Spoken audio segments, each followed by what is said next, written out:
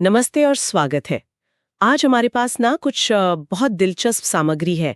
एक बड़ा सवाल है, क्या सच में सिर्फ 24 घंटे में अपनी कोई इच्छा पूरी करना संभव है? हाँ, ये सवाल तो है। और ये जो सामग्री है, ये दावा करती है एक 4 स्टेप तरीके का।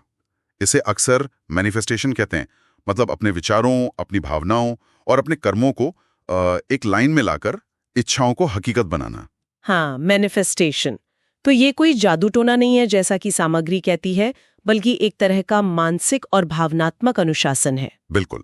तो हमारी इस चर्चा का मकसद यही है कि इन 4 कदमों को समझें, जैसा स्रोत में बताया गया है, और देखें कि इनके पीछे सोच क्या है। हाँ, तो चलिए शुरू करते हैं। पहला कदम, सामग्री कहती है कि सबसे आम गलती है अस्पष्ट इच्छा रखना। जैसे बस कह दिया मुझे पैसा चाहिए या मुझे खुशी चाहिए, ये नहीं। सही बात है। स्रोत के हिसाब से लक्ष्य एकदम साफ होना चाहिए, बिल्कुल क्रिस्टल क्लियर। जैसे मिसाल के तौर पे, मुझे अगले 24 घंटों में ठीक 1000 रुपए किसी अप्रत्याशित स्रोत से मिलें। इतना स्पेसिफिक। हाँ, इतना स्पेसिफिक। तर्क ये दिया गया है कि यह आपकी ऊर्जा, आपके ध्यान को केंद्रित करता है। अगर लक्ष्य ही धुंधला सा है तो फिर नतीजे भी वैसे ही हो सकते हैं। तो पहला कदम है पूरी स्पष्टता, बिल्कुल साफ। ठीक है, तो मान लीजिए लक्ष्य स्पष्ट हो गया। अब सामग्री हमें अगले कदम पर ले जाती है, विजुअलाइजेशन। कल्पना करना, मतलब ऐसा महसूस करना जैसे वो इच्छा अभी पूरी हो चुकी है। हाँ, बिल्कुल। आंखें बंद करके उस पल को जीना। अगर कोई मैसेज चाहिए था तो सोचिए वो आ गया है। चेहरे पर कैसी मुस्कान होगी, दिल में वो खुशी कैसी लगेगी। मतलब पूरी तरह से महसूस करना है ना, सारी इंद्रियों का इस्तेमाल करके। हाँ, और यहाँ स्रोत थोड़ा मनोविज्ञान का जिक्र करता है। सोच ये है कि हमारा जो अवचेतन मन है ना, वो कल्पना और असलियत में ज्यादा फर्क नहीं कर पाता। अच्छा। हाँ, तो जब आप पूरी शिद्दत से, पूरी भावनाओं के साथ कल्पना करते हैं, तो आप असल में उस अनुभव की, वो जो फ्रीक्वेंसी की बात हो रही है, वो एक तरह की मानसिक अवस्था वो बनाना शुरू कर देते हैं। फ्रीक्वेंसी, जैसे रेडियो स्टेशन ट्यून करते हैं। हाँ, कुछ वैसा ही समझ लीजिए। एक खास तरह की भावनात्मक और मानसिक ऊर्जा। और कहा गया है कि 5 मिनट का केंद्रित विजुअलाइजेशन भी काफी असरदार हो सकता है। दिलचस्प है। तो पहला स्पष्टता, फिर उस स्पष्ट इच्छा को पूरी तरह महसूस करना। इसके बाद तीसरा कदम, ये थोड़ा अलग है। सवाल ये है, अगर आपको पक्का यकीन हो जाए कि आपकी इच्छा पूरी होने ही वाली है, तो आप दिन भर कैसा महसूस करेंगे? आपका व्यवहार कैसा होगा? हाँ, तनाव में होंगे या उत्साहित, कृतज्ञ या चिंतित। वही। तो यहीं पर संरेखित कर्म यानी अलाइंड एक्शन की बात आती है। स्रोत कहता है, उसी तरह व्यवहार करे जैसे इच्छा पूरी हो चुकी हो। वो जो एक लाइन है ना, वॉक लाइक इट्स डन। हाँ, talk like it's done, feel like it's done. बिल्कुल। इसका मतलब सिर्फ सोचना या महसूस करना नहीं, बल्कि उस विश्वास के साथ जीना है, उस ऊर्जा के साथ। अच्छा।